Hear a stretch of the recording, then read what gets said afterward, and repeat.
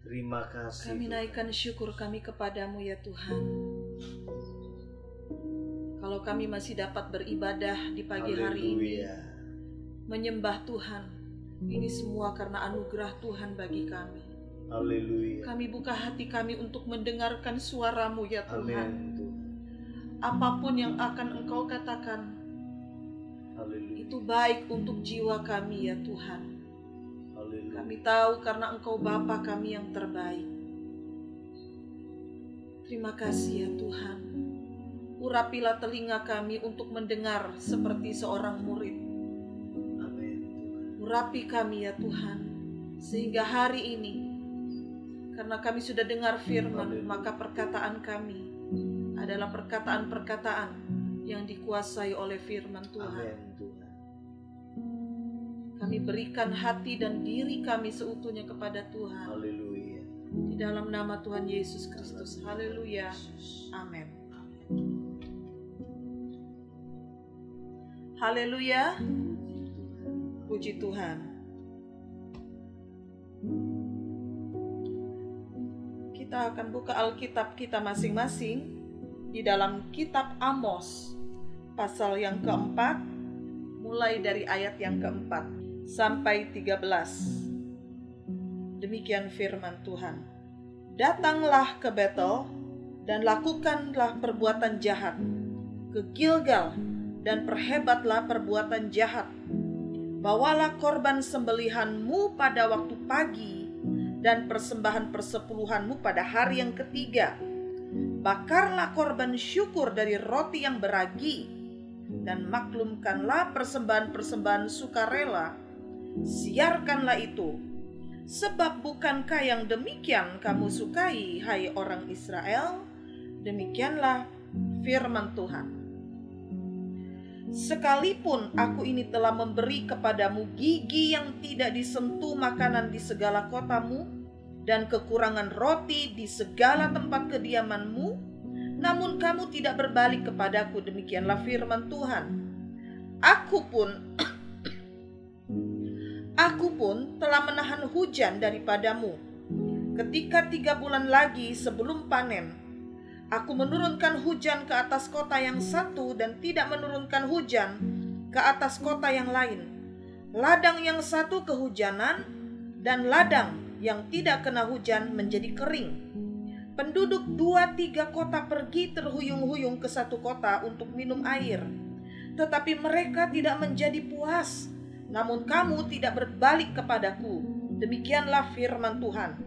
Aku telah memukul kamu dengan hama dan penyakit gandum, telah melayukan taman-tamanmu dan kebun-kebun anggurmu. Pohon-pohon ara dan pohon-pohon zaitunmu dimakan habis oleh belalang. Namun kamu tidak berbalik kepadaku. Demikianlah firman Tuhan. Aku telah melepas penyakit sampar ke antaramu, seperti kepada orang Mesir. Aku telah membunuh terunamu dengan pedang. Pada waktu kudamu dijarah, aku telah membuat bau busuk perkemahanmu tercium oleh hidungmu. Namun kamu tidak berbalik kepadaku. Demikianlah firman Tuhan. Aku telah menjungkir balikan kota-kota di antara kamu, seperti Allah menjungkir balikan Sodom dan Gomora, sehingga kamu menjadi seperti puntung yang ditarik dari kebakaran. Namun kamu tidak berbalik kepadaku. Demikianlah firman Tuhan. Sebab itu demikianlah akan kulakukan kepadamu, hai Israel. Oleh karena aku akan melakukan yang demikian kepadamu, maka bersiaplah untuk bertemu dengan Allahmu, hai Israel. Sebab sesungguhnya Dia yang membentuk gunung-gunung dan menciptakan angin, yang memberitahukan kepada manusia apa yang dipikirkannya, yang membuat fajar dan kegelapan, dan yang berjejak di atas bukit-bukit bumi. Tuhan, Allah semesta alam, itulah namanya. Amos 5 ayat 4 dan seterusnya. Sebab beginilah firman Tuhan kepada kaum Israel. Carilah aku, maka kamu akan hidup. Janganlah kamu mencari Betel. Janganlah pergi ke Gilgal, dan janganlah menyeberang ke Beersheba. Sebab Gilgal pasti masuk ke dalam pembuangan, dan Betel akan lenyap. Carilah Tuhan, maka kamu akan hidup, supaya jangan ia memasuki keturunan Yusuf bagaikan api, yang memakannya habis dengan tidak ada yang memadamkan bagi Betel. Ayat 7. Hai kamu yang mengubah keadilan menjadi ipuh, dan yang mengempaskan kebenaran ke tanah. Dia yang telah membuat bintang Kartika dan bintang belantik, yang mengubah kekelaman menjadi pagi, yang membuat siang gelap seperti malam. Dia yang memanggil air laut dan mencurahkannya ke atas permukaan bumi. Tuhan itulah namanya. Dia yang menimpakan kebinasaan atas yang kuat, sehingga kebinasaan datang atas tempat yang berkubu. Mereka benci kepada yang memberi teguran di pintu gerbang, dan mereka keji kepada yang berkata dengan tulus ikhlas. Sebab itu, karena kamu menginjak-injak orang yang lemah dan mengambil pajak gandum daripadanya, sekalipun kamu telah mendirikan rumah-rumah dari batu pahat, kamu tidak akan mendiaminya. Sekalipun kamu telah membuat kebun anggur yang indah, kamu tidak akan minum anggurnya. Sebab aku tahu bahwa perbuatanmu jahat, banyak, dan dosamu berjumlah besar. Hai kamu yang menjadikan orang benar terjepit, yang menerima uang suap, yang mengesampingkan orang miskin di pintu gerbang. Sebab itu orang yang berakal budi akan berdiam diri pada waktu itu, karena waktu itu adalah waktu yang jahat. Amos 5 ayat 21, 22, 23, dan 24. Aku membenci, aku menghinakan perayaanmu. Aku tidak senang kepada perkumpulan rayamu. Sungguh, apabila kamu mempersembahkan kepadaku korban-korban bakaran dan korban-korban sajian, aku tidak suka. Dan korban keselamatanmu berupa ternak yang tambun, aku tidak mau pandang. Jauhkanlah daripadaku keramaian, nyanyian-nyanyianmu. Lagu gambusmu tidak mau aku dengar. Tetapi biarlah keadilan bergulung-gulung seperti air, dan kebenaran seperti sungai yang selalu mengalir. Ayat-ayat yang sudah kita baca ini merupakan isi hati Tuhan kepada orang Israel di zaman purbakala, tetapi juga merupakan isi hati Tuhan kepada kita Israel rohani di zaman modern ini. Ingat, kita adalah Israel rohani, ya. Di dalam Pengkhotbah 3 ayat ke-15, yang sekarang ada dulu sudah ada, dan yang akan ada sudah lama ada, dan Allah mencari yang sudah lalu.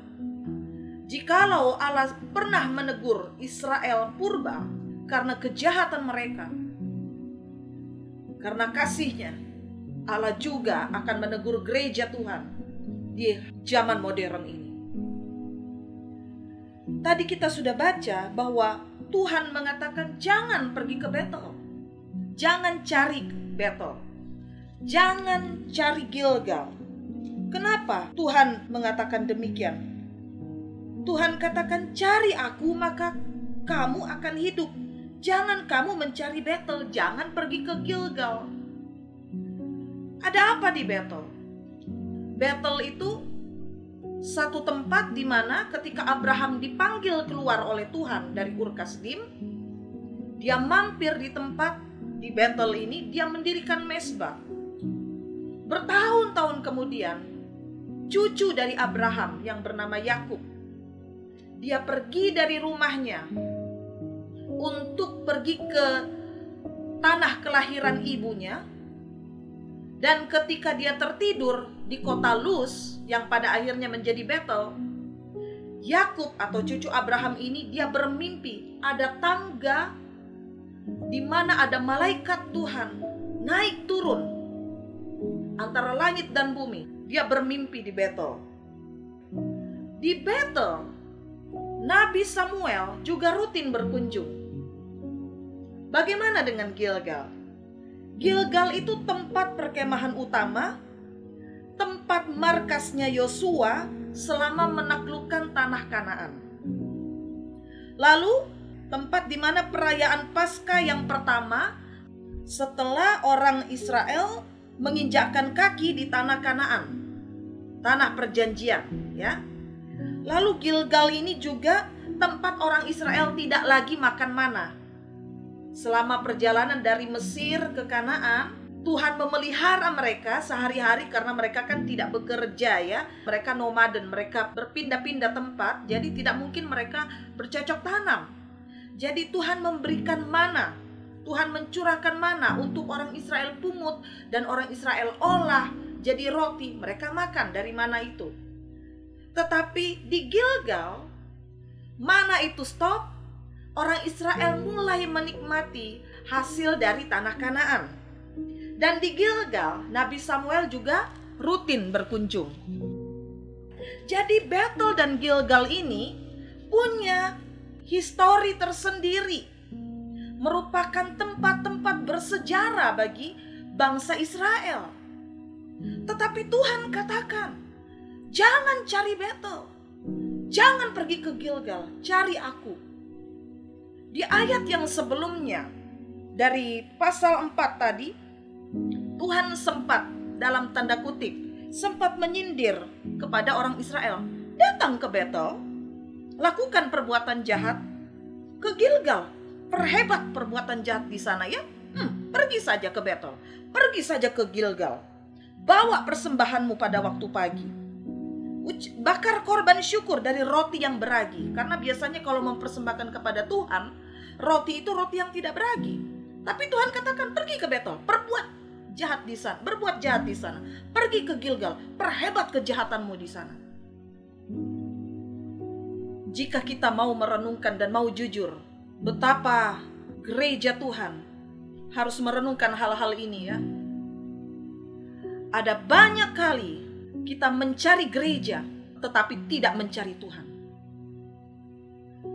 Mungkin dengan berbagai pertimbangan-pertimbangan yang ada, bukan? Mungkin di tempat di mana kita pernah dipenuhi dengan Roh Kudus, di tempat di mana kita pernah bertumbuh, tetapi firman Tuhan katakan, saat-saat seperti ini bukan lagi kita mencari Betel. Betel itu artinya rumah Tuhan. Cari Tuhan, bukan rumahnya.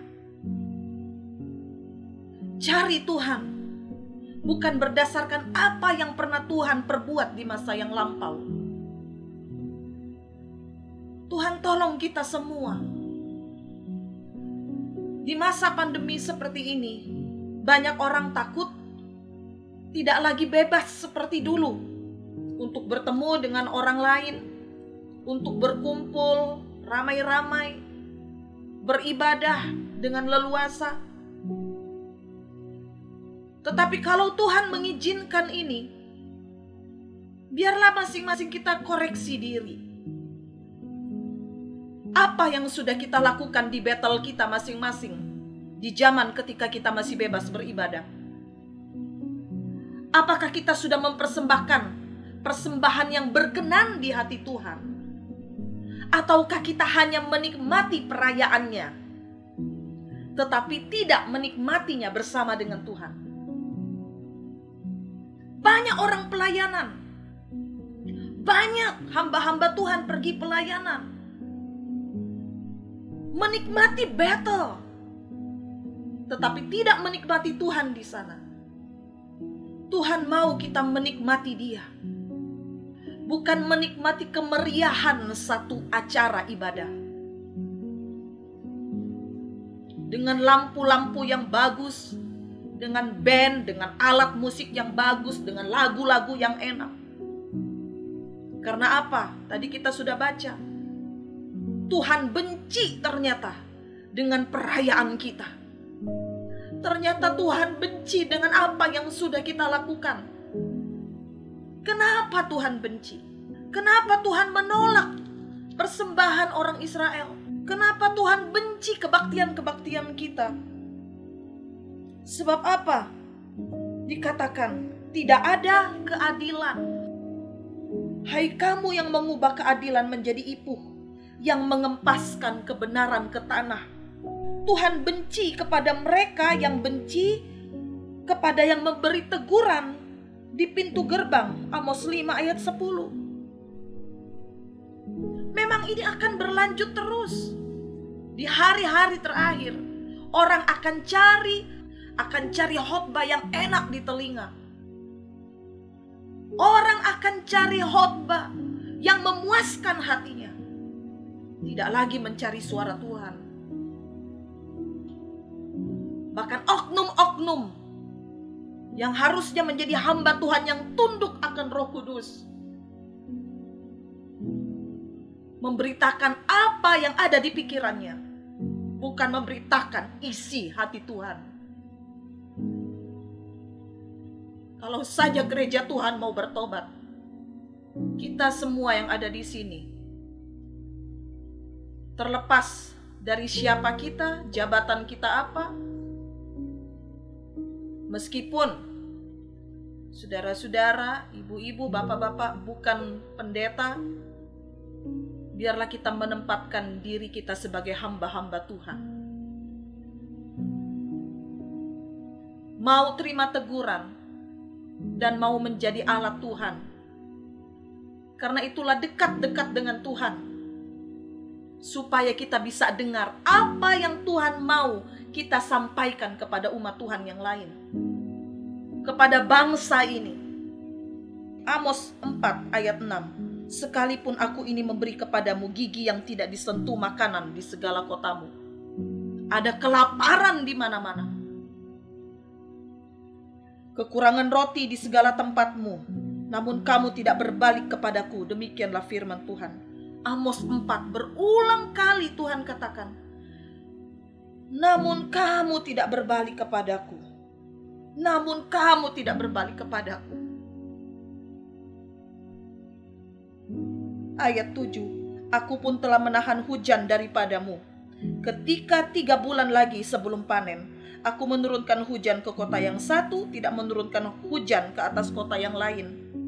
Ladang yang satu kehujanan dan ladang yang tidak kena hujan menjadi kering.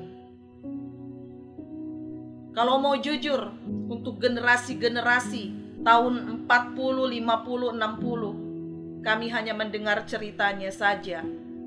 Bagaimana Roh Tuhan bekerja dengan luar biasa. Kalau mau jujur, rindu tidak dengan hujan yang pernah dialami tahun-tahun itu. Hujan kegerakan Roh Kudus.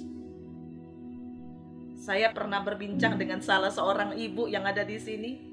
Tante, bagaimana yang sekarang dengan yang dulu? Waduh, dulu luar biasa.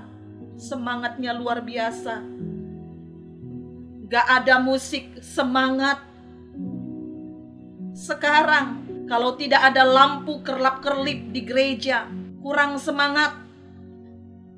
Gereja kecil, jemaat kecil, semangatnya beda dengan yang gereja besar, yang jemaatnya banyak. Firman Tuhan katakan, cari Tuhan, bukan battle. Supaya keadaan ini boleh berbalik. Dari keadaan kering, dari keadaan yang tidak menguntungkan. Ayat yang ke-8, Tuhan katakan, aku telah memukul kamu dengan hama dan penyakit gandum, telah melayukan taman-tamanmu, kebun-kebun anggurmu, pohon-pohon ara, pohon-pohon zaitun dimakan habis oleh belalang, namun kamu tidak berbalik kepadaku. Ayat 10, aku telah melepaskan penyakit sampar ke atasmu seperti kepada orang Mesir. Aku telah membunuh terunamu dengan pedang. Pada waktu kudamu dijarah, aku telah membuat bau busuk perkemahanmu tercium oleh hidungmu, namun kamu tidak berbalik kepadaku. Hal-hal ini terjadi pada kita, gereja Tuhan, menghadapi pandemi. Sudahlah kita tidak bisa bergereja secara fisik, tetapi banyak orang Kristen yang menangis. Banyak orang Kristen yang terhimpit dengan ketakutan, dengan stres, masalah ini dan masalah itu, seperti yang terjadi pada orang dunia. Kita bertanya, di mana Tuhan? Bukankah firman-Mu sudah menjanjikan yang baik bagi kami? Tetapi lupa, selama ini kita hanya mencari battle ternyata. Kita hanya pergi ke Gilgal, tidak mencari Tuhan. Maka itu biarlah setiap kita datang kepada Tuhan. Biar kita berseru kepada Tuhan dengan segala kerendahan hati. Pada saat kita menyembah Tuhan, pada saat kita doa, baik bersama-sama secara online seperti ini, maupun dalam doa pribadi, saat kita pergi kemanapun kita berada, saat kita berkegiatan, katakan kepada Tuhan, Tuhan, biar hadirat-Mu menyertaiku. Biar urapan-Mu terus ada padaku. Karena hari-hari ini adalah hari-hari yang jahat. Hari-hari ini benar-benar jahat. Saya mau katakan dalam lingkup kita dulu ya, orang percaya. Sudahlah dengan yang di luar. Kalau kita baca-baca berita, terlalu banyak berita jahat saat-saat ini. Tetapi kejahatan itu justru berada dalam gereja Tuhan hari-hari ini. Kita berdoa supaya umat Tuhan berbalik kepada Tuhan. Kita boleh berdoa buat Indonesia. Tapi saya mau katakan, Indonesia tidak akan pulih walaupun didoain setiap hari kalau tidak ada pertobatan. Indonesia tetap akan seperti ini. Dunia akan hancur. Memang akan menuju ke sana. Tapi tidak akan ada berkat bagi Indonesia kalau tidak ada pertobatan.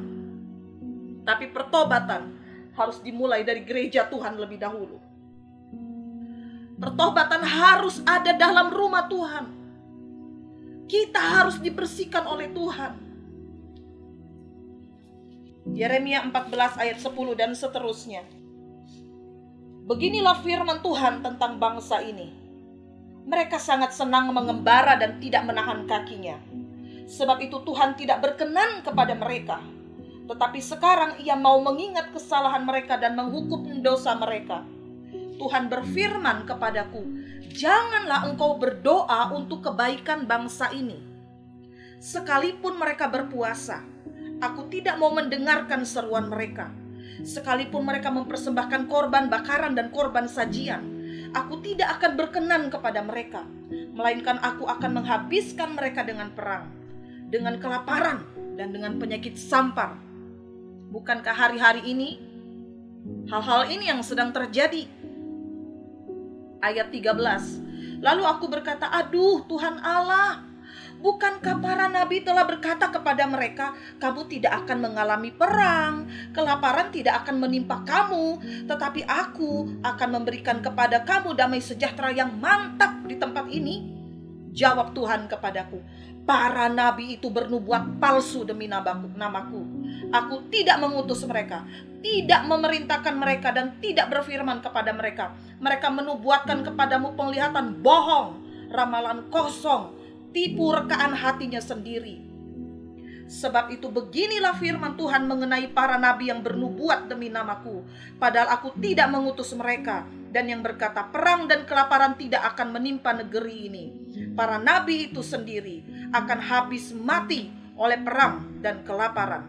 Dan bangsa yang kepadanya mereka bernubuat akan tercampak mati di jalan-jalan Yerusalem, disebabkan kelaparan dan perang. Dan tidak ada orang yang akan menguburkan mereka. Mereka sendiri, istri-istri mereka, anak-anak mereka yang laki-laki dan yang perempuan. Demikianlah akan kutumpahkan kejahatan atas mereka. Karena ada kejahatan. Sama seperti tadi, Tuhan menolak setiap persembahan kita. Tuhan menolak setiap apa yang kita berikan, bahkan persembahan di waktu pagi. Penjaga menara yang dikasihi oleh Tuhan, marilah kita memberikan diri kita kepada Tuhan dengan mencari Dia. Saat kita memberikan diri kita kepada Tuhan, kekudusan itu harus ada. Minta kepada Tuhan, Tuhan, nyatakanlah kepadaku apa yang harus dibenahi. Dan di dalam hadirat Tuhan yang maha terang, ingat, Tuhan kita adalah terang. Tidak ada bayangan di dalamnya. Tidak ada. Saking terangnya, Tuhan akan menunjukkan kepada kita hal-hal yang perlu diperbaiki. Minta kepada Tuhan, hanguskan Tuhan apa yang tidak baik dalam kami. Hanguskan itu. Hanguskan Tuhan. Supaya yang tinggal adalah roh yang menyala-nyala di hadapan Tuhan. Daripada kita harus mengalami seperti di kitab Yeremia ini, Tuhan menolak persembahan orang Israel. Sampai Yeremia katakan, aduh Tuhan, pendeta-pendeta, nabi-nabi sudah menubuatkan yang baik-baik loh. Sekarang banyak yang menubuatkan yang baik-baik. Tapi saya berdoa sebagai penjaga menara. Penjaga menara itu apa? Berjaga-jaga, terus waspada, dan harus siap-siap. Kalau Tuhan mengatakan sesuatu, harus siap jadi corong. Meneriakkan apa yang harus dipersiapkan, apa yang harus dilakukan. Itu tugas penjaga menara. Amin. Semalam saya di dalam saat teduh bersama dengan anak-anak kami. Saat-saat ini, hari-hari ini, walaupun anak-anak masih kecil, kami mengajar anak-anak dari kitab Wahyu pasal 22. Saya mau ajak kita baca ayat tersebut. Ayat yang ke-11 sampai 12. Barang siapa yang berbuat jahat, biarlah ia terus berbuat jahat. Barang siapa yang cemar, biarlah ia terus cemar. Barang siapa yang benar, biarlah ia terus berbuat kebenaran. Barang siapa yang kudus, biarlah ia terus menguduskan dirinya. Sesungguhnya aku datang segera, dan aku membawa upahku untuk membalaskan kepada setiap orang menurut perbuatannya. Satu-satunya cara yang harus kita ambil adalah cara yang ekstrim sekarang. Kalau hari ini kita dapat berbuat benar, keesokan harinya, besok hari, kita akan jauh lebih baik lagi. Lusa, minggu depan, kita akan lebih kudus lagi, sampai Tuhan datang. Kalaupun karena kejahatan, karena penolakan terhadap firman Tuhan, Tuhan menimpakan hukuman kepada kota kita, kepada negeri kita. Perhatikan ini baik-baik. Kalaupun Tuhan menimpakan hukuman itu, Tuhan mengizinkan hukuman terjadi, kita akan dipelihara oleh Tuhan. Tapi jangan sampai, saya punya kebiasaan ini, besok saya berubah. Lakukan ini, nanti sebentar lagi saya berubah. Tidak ada kata sebentar lagi. Jangan tunda untuk bertobat. Jangan tunda untuk berbuat benar. Jangan tunda untuk mengikuti apa kata Tuhan. Karena waktu Tuhan sudah dekat. Hari-hari ini berjalan terus. Tuhan punya waktu. Jangan sampai ada sesuatu yang besar terjadi, kita terlambat. Tuhan tolong kita. Kita bersyukur untuk berkat-berkat Tuhan. Nubuat-nubuat yang baik, oke, kita aminkan saja. Tapi jangan lupa, kejahatan sedang terjadi di mana-mana, terutama di dalam gereja Tuhan. Kalau tidak ada yang bertobat, biarlah kita menjadi penjaga menara yang baik, agar Tuhan melindungi kita semua. Amin. Tuhan Yesus memberkati kita semua. Haleluya. Terima kasih ya Tuhan untuk firman-Mu bagi kami. Tidak seperti biasanya ya Tuhan, pagi ini kami mendengar firman yang seperti ini. Tapi kami bersyukur kepadamu. Kalau Engkau masih mau menegur kami, Engkau mau kami koreksi diri, ini semua untuk kebaikan kami ya Tuhan. Karena Engkau rindu untuk menyelamatkan kami. Tuhan, tolonglah kami, pribadi lepas pribadi, agar setelah mendengar firman Tuhan, kami dikuatkan untuk menjadi penjaga menara yang baik. Khususnya yang terlebih dahulu bagi keluarga kami. Mungkin anak-anak, cucu, atau pasangan, atau siapa saja Tuhan. Ada yang sedang hidup dalam kegelapan. Ada yang sedang hidup di dalam dosa. Sedang firman Tuhan katakan yang cemar akan terus cemar, yang jahat akan semakin jahat. Tapi firman-Mu juga berkata yang benar akan semakin benar, yang kudus akan makin kudus. Tuhan, kami akan share kebenaran ini. Kami menjadi penjaga yang akan terus menyuarakan isi hati-Mu ya Tuhan. Walaupun kami ditolak, walaupun kami beresiko untuk mengalami aniaya sekalipun Tuhan, tolong kuatkan kami ya Tuhan. Pegang kami ya Tuhan. Penghiburan-Mu atas kami, hadirat-Mu ya Tuhan, biar kami rasakan.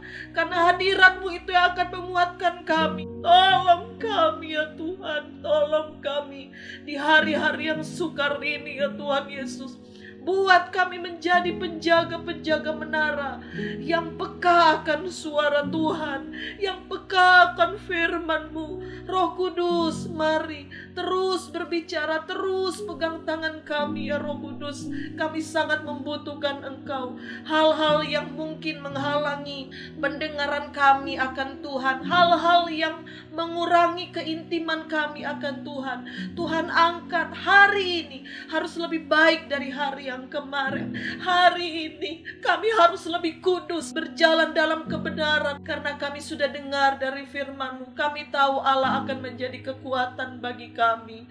Biarlah pertobatan ada di dalam gereja Tuhan, sehingga dari gereja Tuhan akan hadir hamba-hamba Tuhan, dipenuhkan dengan Roh Kudus yang akan memiliki karunia-karunia yang dipakai untuk melayani bangsa kami ya Tuhan. Bangsa kami yang memerlukan Tuhan dan keselamatan dari Tuhan. Tolonglah berdayakan kami gereja-Mu ya Tuhan.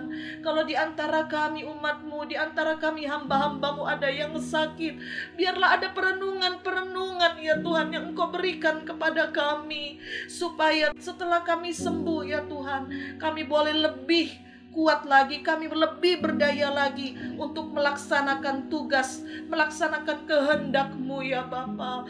Terima kasih ya Tuhan. Kami percaya, kami sungguh percaya kepadamu. Kami serahkan hari ini ke dalam tangan Tuhan.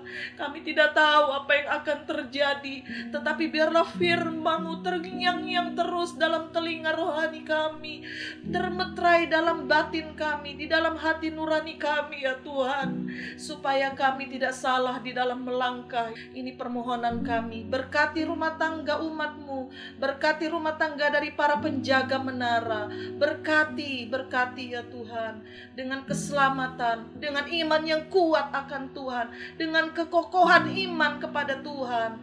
Terima kasih Bapa. Ini doa kami di dalam nama Tuhan Yesus Kristus. Haleluya. Amin.